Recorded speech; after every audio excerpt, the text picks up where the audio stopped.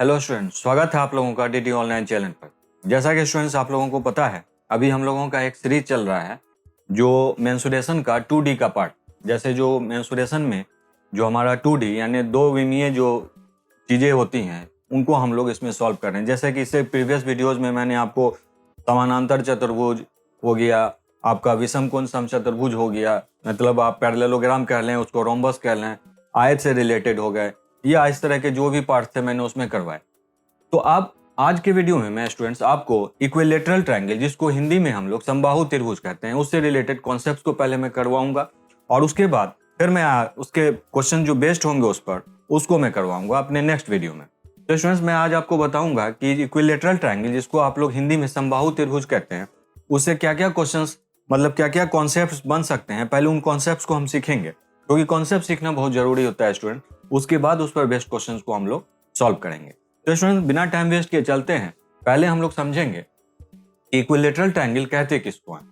देखिए students, equilateral triangle equilateral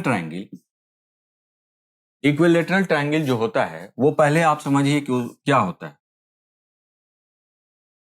इसको हिंदी में हम लोग समबाहु त्रिभुज कहते हैं, समबाहु त्रिभुज कहते हैं।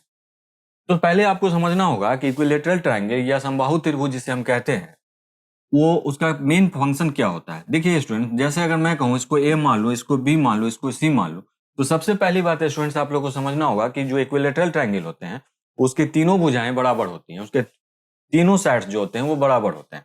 मेरे कहने का मतलब है कि मैं कहूंगा कि side a b, side b c और साइड ए सी, ये तीनों के तीनों बराबर होंगे। मतलब ये साइड ये साइड बराबर होगा और इसके बाद इसके तीनों कोणों का मान 60 डिग्री होता है। मतलब ये है कि ये भी 60 डिग्री का होगा, ये भी 60 डिग्री का होगा और ये भी 60 डिग्री का होगा। तो हम कह सकते हैं कि एंगल ए, एंगल बी और एंगल सी ये सबके सब 60 डिग्री के बराबर होंगे। तो पहले तो इसका जो बेसिक कॉन्सेप्ट है वो ये है, ठीक है स्टूडेंट्स। अब इसके बाद इसमें क्या क्या चीजें पूछी जा सकती हैं उसको हम लोग स्टेप बाय स्टेप समझेंगे। यहां मैंने आपको पहले समबाहु त्रिभुज यानी इक्विलेटरल ट्रायंगल को समझाने की कोशिश की। अब देखिए स्टूडेंट्स, इसमें आपको सबसे पहला जो पूछा जाता है, जैसे अगर मैं यहां पर दोबारा से एक ट्रायंगल बनाऊं, इसमें क्या क्या चीजें पूछी जा सकती हैं पहले आप लोग ये समझिए। जैसे मैंने ए बी सी एक ट्रायंगल बनाया, ठीक है ना, इक्विलेटरल ट्रायंगल, इसके तीनों साइड बराबर हैं। तो जैसे मैंने इसके तीनों साइड को एक्स मान लिया, ये भी एक्स, ये भी एक्स, ये भी एक्स मान लिया, ठीक। अब इसके अंदर में सबसे पहले जो पूछा जाता है इसका क्षेत्रफल यानी कि एरिया पूछा जाता है। तो एरिया का जो फॉर्मूला होता है स्टूडेंट्स वो होता है √3/4 इंटू साइड का स्क्वायर, यानी कि भुजा का स्क्वायर। √3/4 इंटू साइड का स्क्वायर यानी कि क्षेत्रफल बराबर √3/4 भुजा का स्क्वायर। अगर आप कहें कि इसका भुजा एक्स है तो आप कुछ इसको ऐसे लिख सकते हैं स्टूडेंट्स, ऐसे लिख सकते हैं आप, ठीक है। नेक्स्ट जो इसमें स्टूडेंट्स आपको पूछा जा सकता है इसका पेरीमीटर। पेरीमीटर पेरीमीटर का मतलब होता है स्टूडेंट्स इसके तीनों भुजाओं का कुल योग, यानी कि इसके तीनों भुजाएं, साइड भुजा ए बी, भुजा ए सी और भुजा बी सी, तीनों को अगर आप जोड़ देंगे तो अब यहां पर आप क्या देखते हैं, इसके तीनों भुजाओं का मान तो एक जैसा होता है, यानी तीनों भुजाएं बराबर होती हैं। तो आपको करना क्या होता है कि 3 गुने भुजा, यानी कि एक भुजा को तो आपने एक्स मान लिया है, तो सीधे सीधे पेरीमीटर बराबर आप लिख देंगे 3x, यानी कि परिमाप, तीनों भुजाओं का कुल माप, जिसको आप हिंदी में परिमाप और इंग्लिश में पेरीमीटर कहते हैं। इसके बाद स्टूडेंट्स इसमें जो आपसे पूछा जा सकता है, इसके बाद इसमें आपसे पूछा जाता है इसकी हाइट। ये वाली जो हाइट है, ये जो हाइट है, ये ऊंचाई जो है, ये पूछी जाती है। तो यहां पर स्टूडेंट्स आपको देखना होगा कि ये जो ऊंचाई, जिसको अगर आप मैं कहूं कि ये हाइट है, ऊंचाई है, तो ये h बराबर यानी ऊंचाई बराबर जो होता है स्टूडेंट √3/2 गुने साइड होता है। यानी कि ऊंचाई बराबर आप हिंदी में कहेंगे √3/2 गुने भुजा, ये आपकी ऊंचाई होती है। और ये वाली ऊंचाई इसको आप इस तरीके से लिख सकते हैं, ठीक है स्टूडेंट्स। इसके बाद इसमें एक बहुत ही इंपॉर्टेंट क्वेश्चन पूछा जाता है, जब आपको ऐसे दे देगा, जैसे सपोज कर लीजिए कि मैंने यहां पर एक ट्रायंगल ऐसे करके बनाया, एक त्रिभुज ऐसे करके बनाया। अब इस त्रिभुज में मैं यहां पर ऐसे a b c 3 line draw करता हूं, ए बी सी।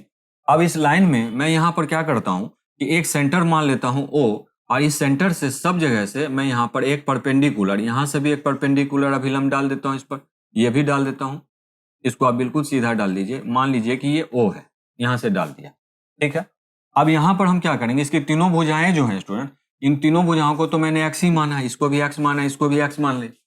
अब यहाँ पर अगर मैं कहूं कि ये इसका परपेंडिकुलर है यानी कि अभिलंब है, तो यहाँ पर में तो हम इसको जैसे मान लेते हैं कि ये, इसको हम मान लेते हैं कि D है, ये इसको हम मान लेते हैं E है, इसको मान लेते हैं F, यानी कि ये OD इस पर परपेंडिकुलर है यानी इस पर अभिलंब है, और AC पर OE अभिलंब है, और AB पर OF अभिलंब है।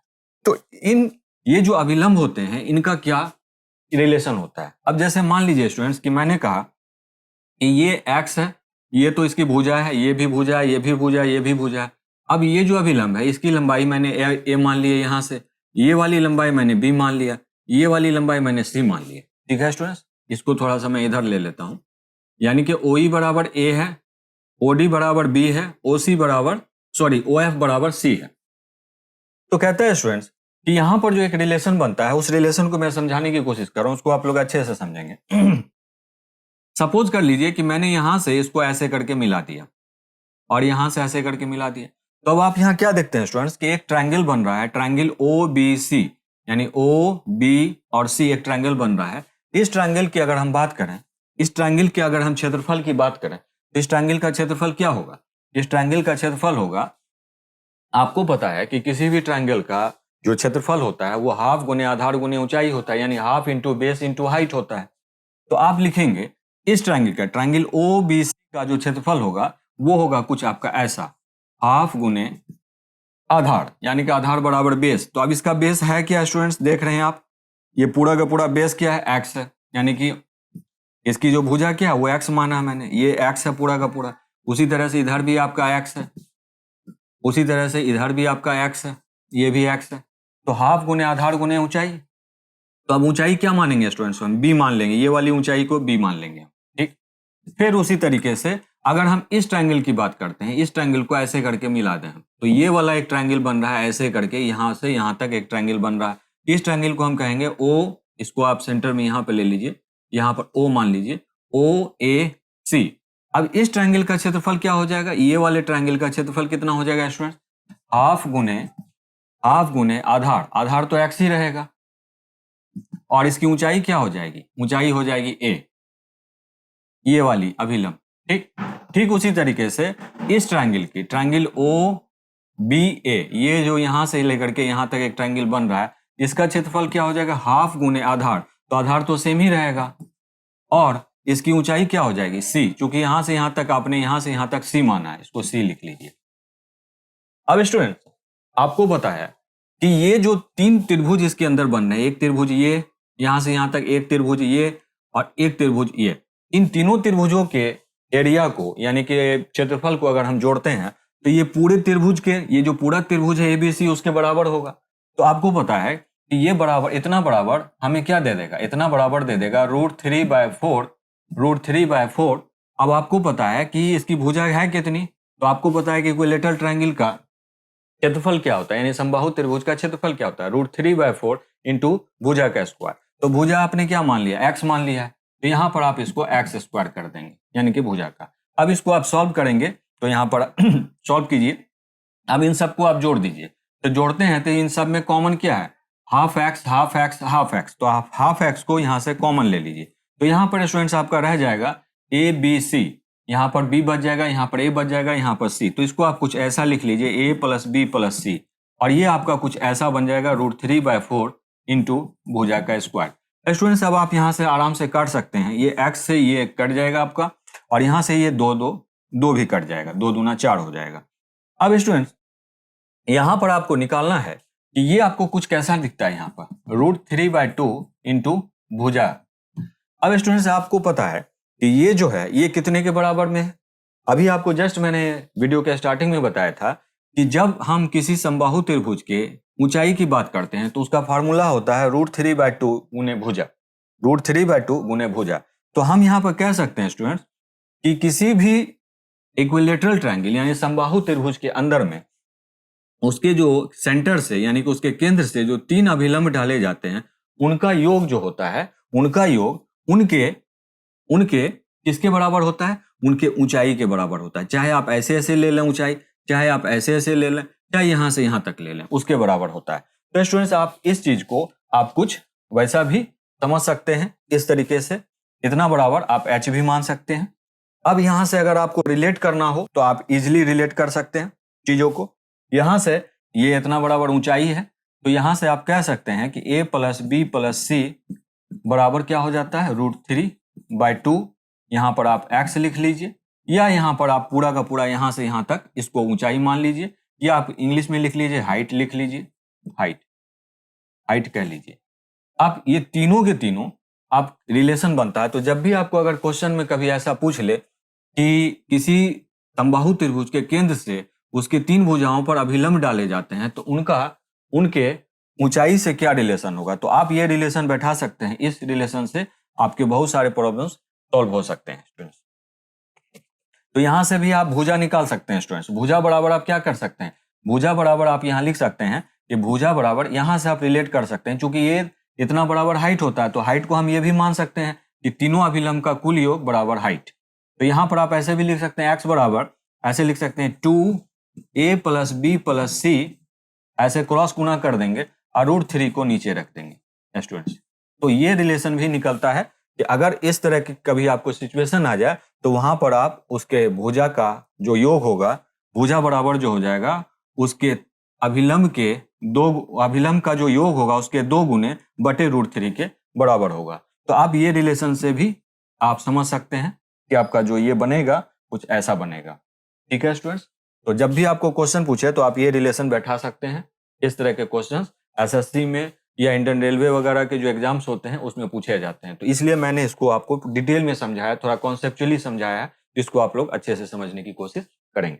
नेक्स्ट स्टूडेंट्स, इसमें एक चीज पूछी जाती है कि जैसे अगर आपको मैं कहूं कि एक इक्विलेटरल ट्रायंगल मैंने यहां पर बनाया, अब यहां पर मैं क्या करता हूं कि इसके बाहर एक सर्कल बना देता हूं। एक सर्कल मैंने बना दिया, एक वृत्त बना दिया। अब इस वृत्त में मैं अंदर में एक और वृत्त बना देता हूं, एक और सर्कल इसके अंदर में मैं बना देता हूं। ठीक है स्टूडेंट्स, ऐसे करके। अब स्टूडेंट्स यहां पर देखने वाली बात यह है कि जैसे अगर मैं कहूं यहां पर इस तरीके से इन दोनों का सेंटर एक है, मतलब इस सर्कल का सेंटर भी यही है और ये जो अंदर वाला सर्कल है उसका भी सेंटर यही है। तो यहां पर स्टूडेंट्स आपसे कभी इस तरह की चीजों में क्वेश्चन पूछा जाता है कि रेडियस ऑफ इन सर्कल या रेडियस ऑफ सर्कम सर्कल, ये पूछा जाता है।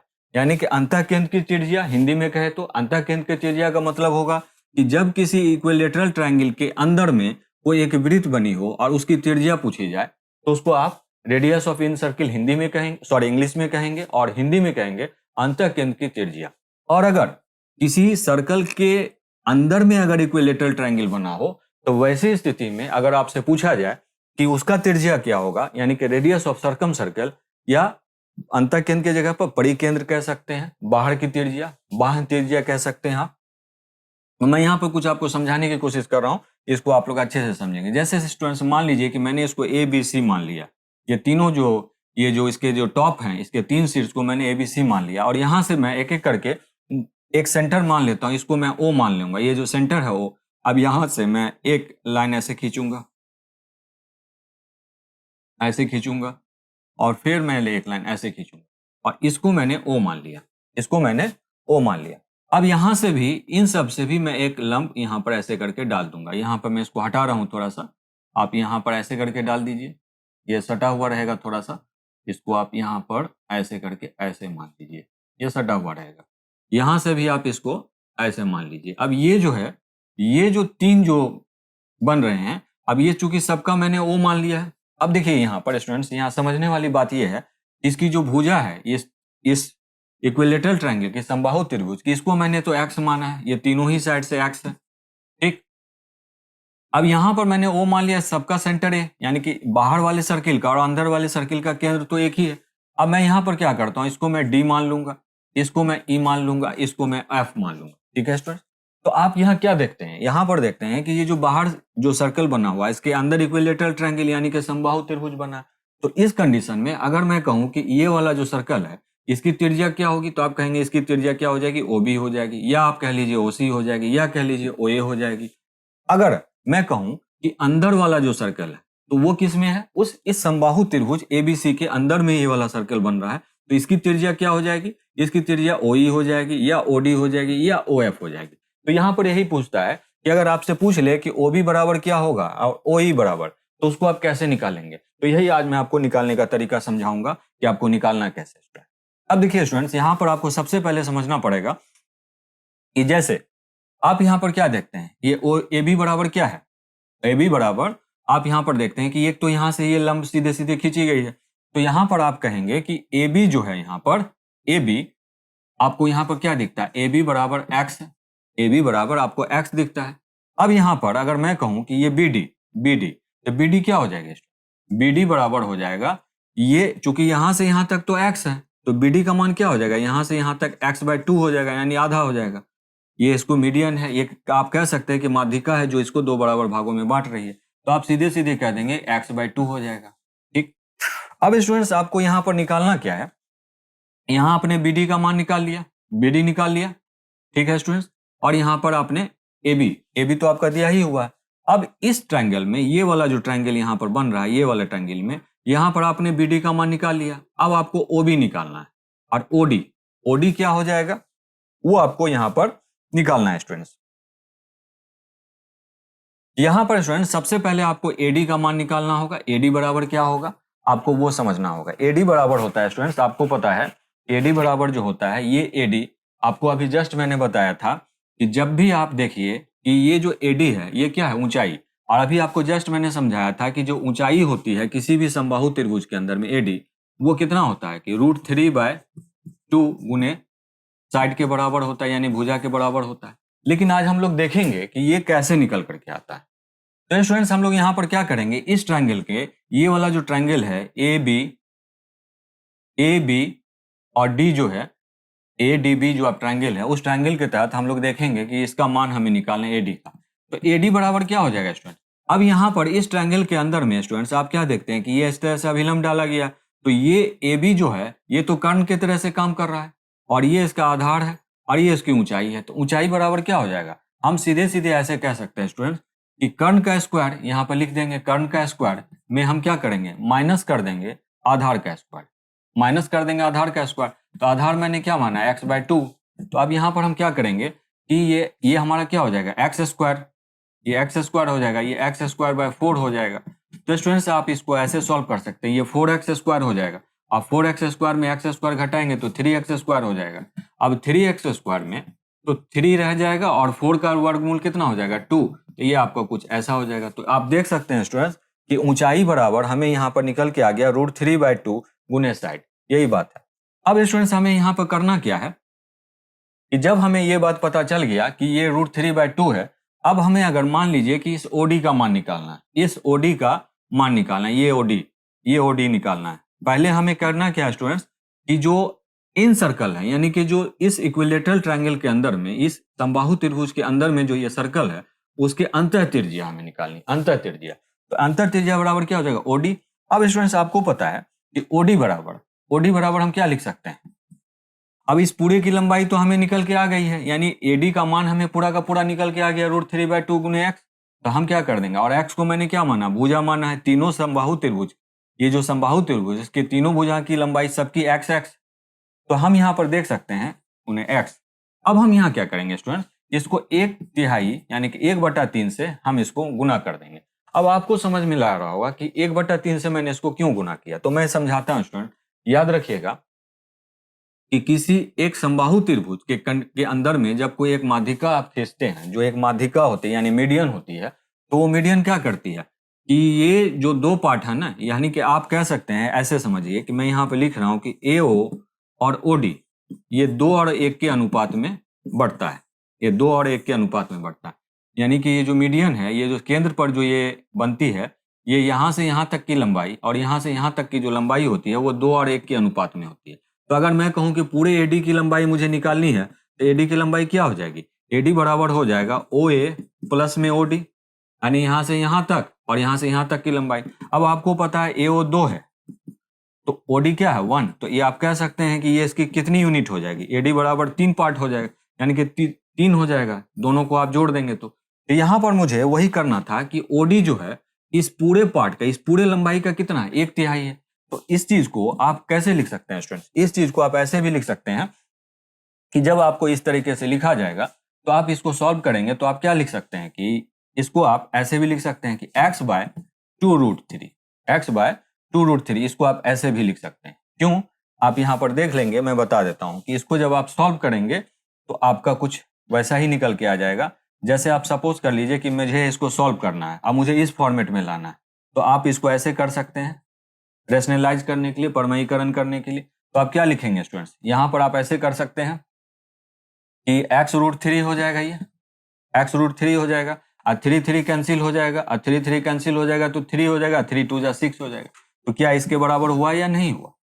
तो अब आपको यहाँ पर एक बात अच्छे से समझ में आ गया स्टूडेंट्स कि जब भी आप किसी भी समबाहु त्रिभुज के अंदर बनी हुई जो सर्कल होती है उसकी त्रिज्या जो होती है, यानी कि ये त्रिज्या, यानी ओडी कह लीजिए या ओई कह लीजिए या ओएफ कह लीजिए, तीनों का मान 1 होगा। तो अंतः केंद्र की जो त्रिज्या होती है, अंतः केंद्र की त्रिज्या वो क्या होती है, भुजा बटे 2√3। आप इसको ऐसे समझ लीजिए, यहाँ पर ओडी भी वही होगा, ओई का मान भी इतना होगा और ओएफ का मान भी इतना ही होगा। यहाँ पर आपको मेरे ख्याल से अच्छे से समझ में आ गई बात।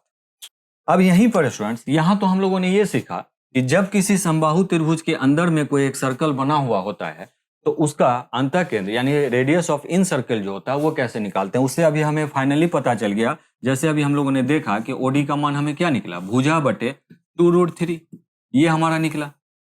अब ये तो हमारा निकल गया, अब हमें करना क्या था, अब हमें निकालना था रेडियस ऑफ सर्कम सर्कल।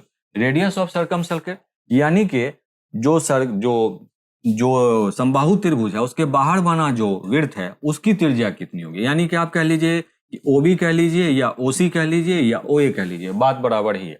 मान लीजिए कि मुझे ओबी की मान निकालनी है, ओबी की वैल्यू निकालनी है। तो ओबी की वैल्यू निकालने के लिए हमें क्या करना होगा स्टूडेंट्स, मैं इसको थोड़ा सा और अच्छे से बना दूं। ओबी, तो ओबी आप जब देखते हैं स्टूडेंट्स, अब अगर मैं इस त्रिभुज की बात करूं, त्रिभुज ओडीबी की बात करूं, तो इस त्रिभुज में यहां तक का मान तो हमारा निकल ही गया है। अब हमें निकालना क्या, ये कर्ण निकालना। तो कर्ण बराबर आपको पता है किसी भी समकोण त्रिभुज में कर्ण बराबर होता है आप वर्गमूल का चिन्ह दे दीजिए, लंब का स्क्वायर और प्लस आधार का स्क्वायर। तो लंब का स्क्वायर क्या है स्टूडेंट्स, आपको दिखता है लंब का स्क्वायर, यहाँ पर आपको दिखता है कि ओडी का मान आपने देखा कि यहाँ पर x/2√3, इसका स्क्वायर कर देंगे आप, और उसके बाद क्या करेंगे आप, बीडी यानी आधार का स्क्वायर करेंगे। तो आधार कितना है स्टूडेंट्स, x/2, इसका स्क्वायर कर देंगे। अब हमें निकालना है कि जब किसी सर्कल के अंदर जो समबाहु त्रिभुज बनती है इक्विलेटरल ट्रायंगल, तो उसका रेडियस कितना होता है, यानी ओबी। ठीक है स्टूडेंट्स, तो अब आप इसको सॉल्व कर लीजिए। अब आपको सिंपली करना क्या है कि ये आपका हो जाएगा x² ये 2 दूना 4, 2 को 2 से करेंगे 4 हो जाएगा, √3 कैंसिल हो जाएगा, ये 12 हो जाएगा। ठीक है, अब यहाँ पर आपका हिसाब साफ देख सकते हैं स्टूडेंट्स कि आपको यहाँ पर क्या निकल करके आ रहा है, x²/12। ठीक है स्टूडेंट्स, अब यहाँ पर आपका क्या हो जाएगा, x²/4। अब आपको करना क्या है, यहाँ पर इसकी वैल्यू निकाल लीजिए, इधर ही निकाल लीजिए तो ज्यादा ठीक रहेगा। अब इन दोनों का एलसीएम कितना हो जाएगा स्टूडेंट्स, 12 ही हो जाएगा, 4 और 12 का एलसीएम 12 ही हो जाएगा, 12 कट जाएगा। तो स्टूडेंट्स यहाँ पर आपको x² हो जाएगा, और 4×12, तो 4×12 का मतलब हो जाएगा कि 4×12, यहाँ से आप 12 को काटेंगे तो 4×12, चूंकि रूट के अंदर ही अभी आपको रखना है, तो 4×12 और 3x²।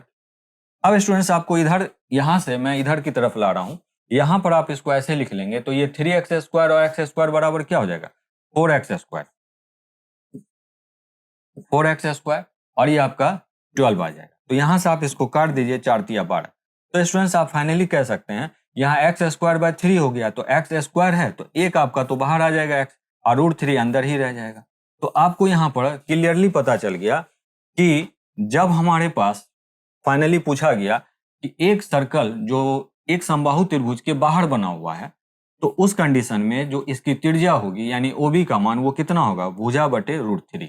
तो यहाँ पर आप ऐसे समझ लीजिए, फाइनली जो हमारा एक कंक्लूजन, एक निष्कर्ष निकला, ये यूं कह सकते हैं कि ओबी बराबर हमको x/√3 निकल के आया। तो ये दो चीजें आपको फाइनली यहाँ पर समझने के लिए मैं चाहता तो मैं डायरेक्ट भी लिख सकता था कि किसी भी सर्कल का इन सर्कल यानी अंतः केंद्र की जो त्रिज्या होती है उसका मान होता है भुजा/2√3।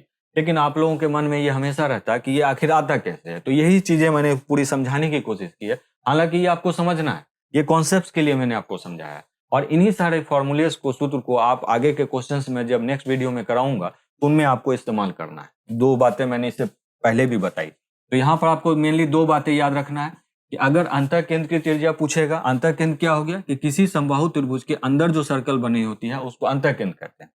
और सरकम सर्किल क्या कहते हैं, परिकेंद्र की त्रिज्या, कि जब किसी समबाहु त्रिभुज के बाहर कोई सर्कल बनी हो तो उस कंडीशन में जो उसकी त्रिज्या होती है वो क्या होती है।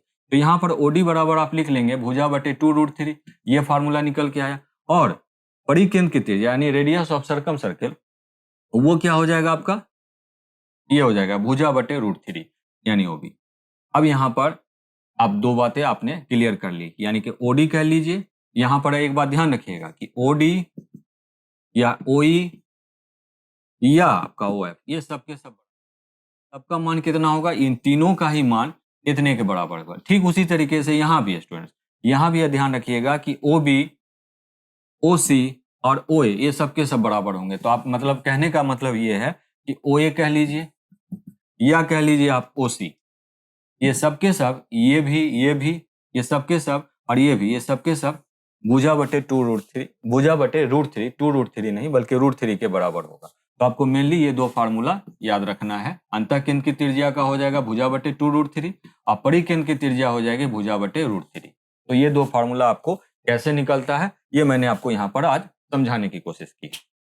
तो ठीक है स्टूडेंट्स, आज हम लोगों ने सीखा इक्विलैटरल ट्रायंगल समबाहु त्रिभुज में जो अलग अलग टाइप्स के जो क्वेश्चंस बन सकते हैं। क्वेश्चंस तो हम लोग नेक्स्ट वीडियो में करेंगे, लेकिन आज मैंने आपको उसके बेसिक कॉन्सेप्ट समझाने की कोशिश की कि आपको जैसे उसका क्षेत्रफल पूछ ले तो उसमें क्या करना है, आपको उसकी ऊंचाई पूछ ले तो उसके लिए क्या करना है, या अगर उसका परिमाप पूछ ले तो उसमें क्या करना है।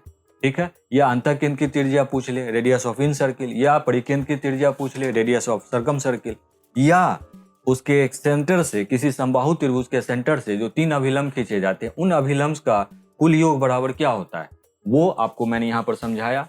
तो ये सारी चीजें हैं और इस पर आजकल जितने भी एग्जाम्स होते हैं, चाहे आप एसएससी हो, रेलवे हो या इस तरह के और भी जो एग्जाम्स होते हैं उसमें क्वेश्चन पूछे जाते हैं। तो स्टूडेंट्स, आज भर के लिए इतना ही। हम अपने नेक्स्ट वीडियो में इसी पर बेस्ड यानी कि समबाहु त्रिभुज पर जो क्वेश्चंस पूछे जाएंगे इक्विलैटरल ट्रायंगल पर, उसके बहुत सारे क्वेश्चंस हम लोग करेंगे और उससे आपका कॉन्सेप्ट क्लियर होगा। तो ठीक है स्टूडेंट्स, अगर आपको वीडियो अच्छा लगा हो तो प्लीज इसको लाइक कीजिए और सब्सक्राइब कीजिए और जितना हो सके अपने जो चाहने वाले हैं वहां तक भी इन वीडियोस को पहुंचाइए। तो आपके इस सहयोग के लिए थैंक यू वेरी मच। फिर मिलते हैं स्टूडेंट्स हम लोग अपने नेक्स्ट वीडियो में।